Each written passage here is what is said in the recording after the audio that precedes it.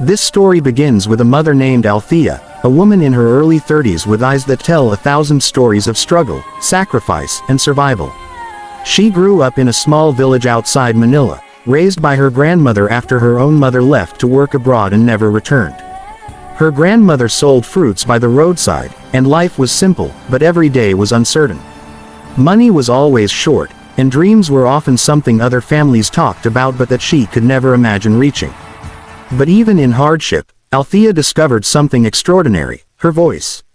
Her grandmother often said she didn't have much to give, but she could proudly say her granddaughter had been blessed with a voice that could make even the angels cry. At night, when they had no electricity, the two would sit outside as the warm air wrapped around them, and Althea would sing the songs she heard on old radios around the neighborhood. She didn't know what those songs meant, didn't know their histories, but she felt them deeply, as if the melodies were woven into her bones. Life grew harder when Althea became a mother at only 18. The father of her child disappeared before the baby, Mia, was even born. Althea worked every job she could find, washing clothes for neighbors, selling street food, sometimes singing at local bars for a few pesos. She would carry little Mia on her hip while standing in long lines, praying someone would give her a chance. Every step was heavy, but she walked it anyway. There was no other choice. Years passed. Mia grew into a bright, warm-hearted girl with long black hair and a smile that lit up even the darkest moments. She didn't know how poor they were. To her, her mother was a superhero, strong, kind, unbreakable, someone who turned struggle into laughter. And every night before sleeping, she would ask her mom to sing. It became their ritual. The world could be cruel, but within those four walls, time would stop as Althea's voice wrapped around her daughter like a blanket. One night, Mia asked why her mother didn't sing on big stages like she saw on the TV at her neighbor's house. Althea laughed, brushing off the idea, telling her daughter that life simply wasn't built that way for people like them. But the little girl insisted. She said the world needed to hear her mom. She said her voice deserved a stage bigger than their small home.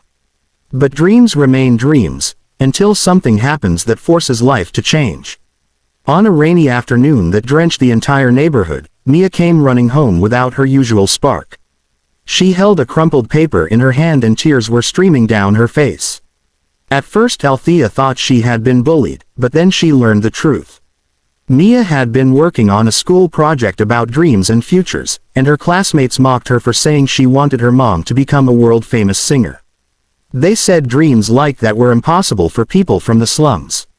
They said her mom would never be anything more than a woman scraping by. That night, Althea watched her daughter cry herself to sleep, holding the paper to her chest.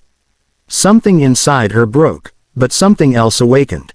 She realized her daughter didn't just want her to sing. She believed in her, and that belief was something she could not take lightly.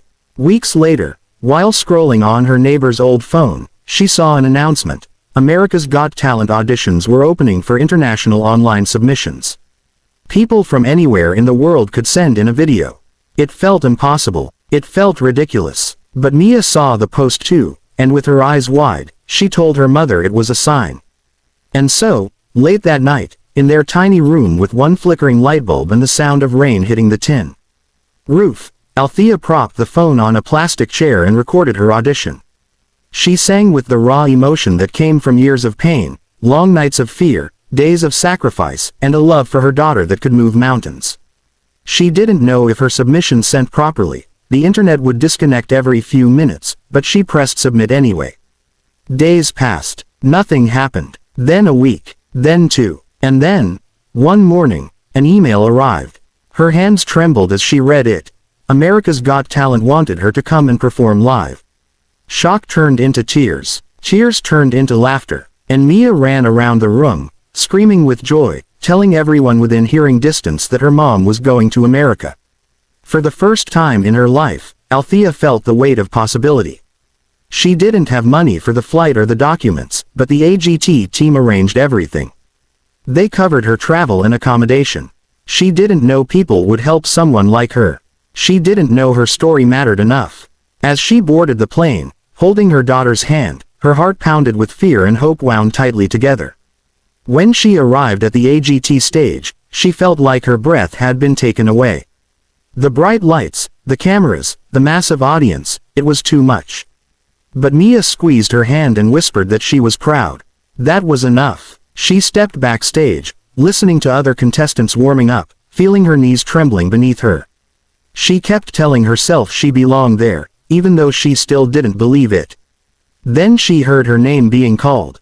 Her feet felt heavy as she stepped forward. The crowd was buzzing with excitement, unaware of the story behind the woman about to step onto the stage. The lights hit her face like the sun, and everything went silent except for her own heartbeat. She looked toward the judges' panel and saw the face she had only ever known from television, Simon Cowell. He stared at her with that signature unreadable expression, the one that had broken and transformed many dreams before. He asked her name. He asked where she was from. He asked what brought her there. Her voice quivered as she answered. She told them she came from the Philippines. She told them she was a single mother. She told them she was there to sing for her daughter. When Simon asked why she had never chased music before, she hesitated. How was she supposed to explain years of poverty, endless jobs, sacrifices that left her with no time for dreaming? But she managed to say enough. And Simon nodded quietly, something soft in his eyes. The music began. It was a slow, emotional ballad, one she had chosen not because it was popular, but because it carried the pain and hope of her entire life. She closed her eyes and let the first note escape her lips. The audience leaned in, and the room fell silent. Her voice was unlike anything they expected. It wasn't just beautiful, it was soulful, powerful, shaped by a lifetime of struggle. Every rise and fall in the melody carried a story. Every breath carried a memory. She sang as if she were laying her whole life bare on the stage. People in the audience began to cry. Some held their hands over their hearts. Even Simon looked stunned. As she reached the final chorus, her voice soared, filled with emotion so raw that the entire theater erupted into a standing ovation before she even finished.